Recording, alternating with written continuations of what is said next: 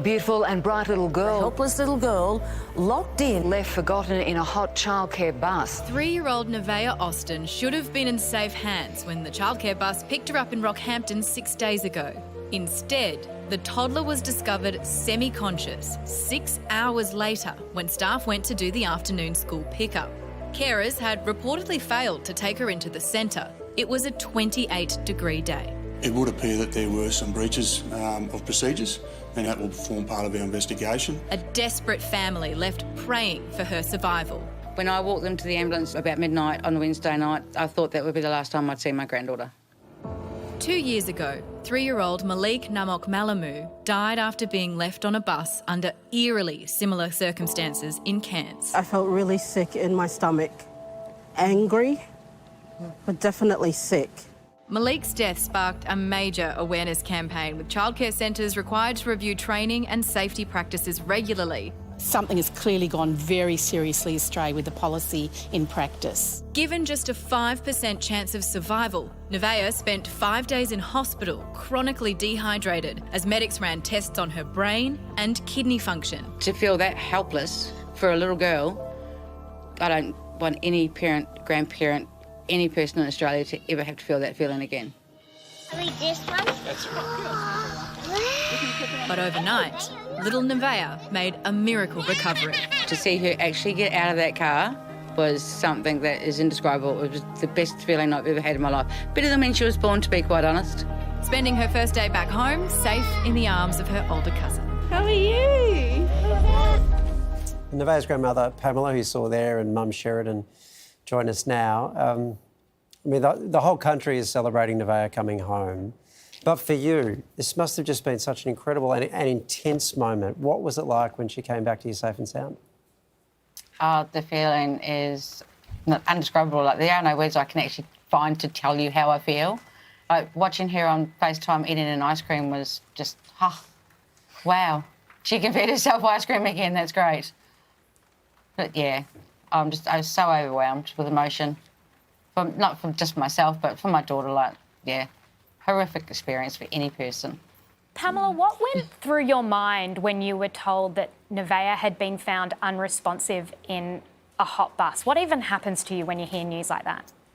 We had friends here at the time with us, and one of them has rang me and said to me that you just both looked numb, like you had nothing. It was just, you were emotionless, you were lost, you were hurting, and he said the amount of emotion that was in your faces and your eyes was something he could never describe. And yeah, that feeling of that phone call, it's heart-wrenching, it's heart-sickening. It's just, you just want to drop, and you know you can't. Like, I didn't have time to break down. I had to be there for my daughter and my granddaughter. And have you heard from the childcare centre yet? No, none of us have heard anything from the centre. I don't expect that they'll contact us. Oh, Sheridan has. A text message, wasn't it? Yeah.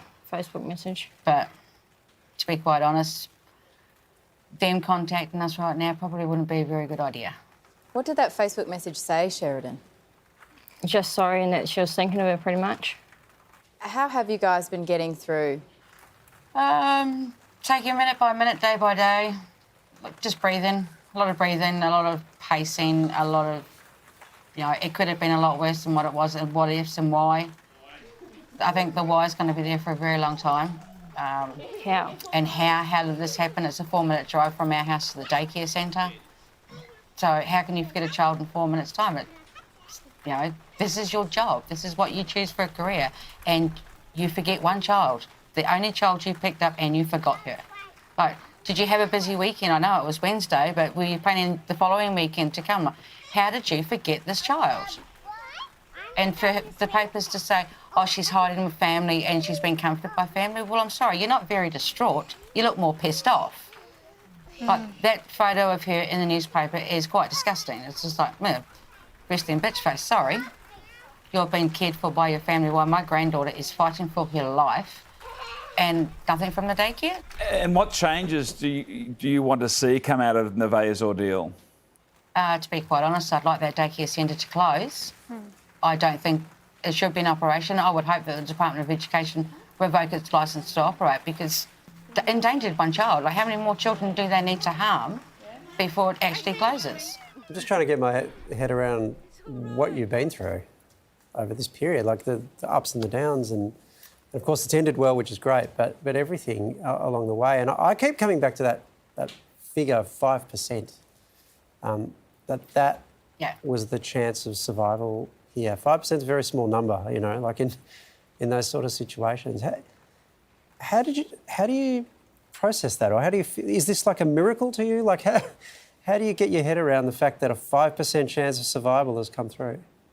That's the biggest miracle. Like, how am I supposed to tell my daughter that the doctors are only giving her this 5% chance? Like, you expect a 50-50 in any situation, but to be told a 5? I didn't even know it was 5. Yeah, like, I'm just like, I can't even tell her that. Like, I just keep saying everything will be all right. Like, we've just got to be positive that she'll pull through. And she had a lot of guardian angels with her that day and night. It is a miracle that she's here. If you had have seen her when they were about to fly out, it was gut-wrenching, absolute gut-wrenching.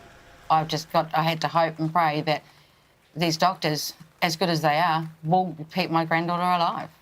And they have. They've done a miraculous job. They were brilliant. I couldn't... There are no words I can find. Just like, thank you doesn't seem enough. The great mercy in this is that it's ended well. Obviously, you have a lot of answers that you deserve and that you're looking for. So all the best with that. But in the meantime, thank you so much for speaking to us, and give our love to Nevaeh. We will. Thank you very much for having us.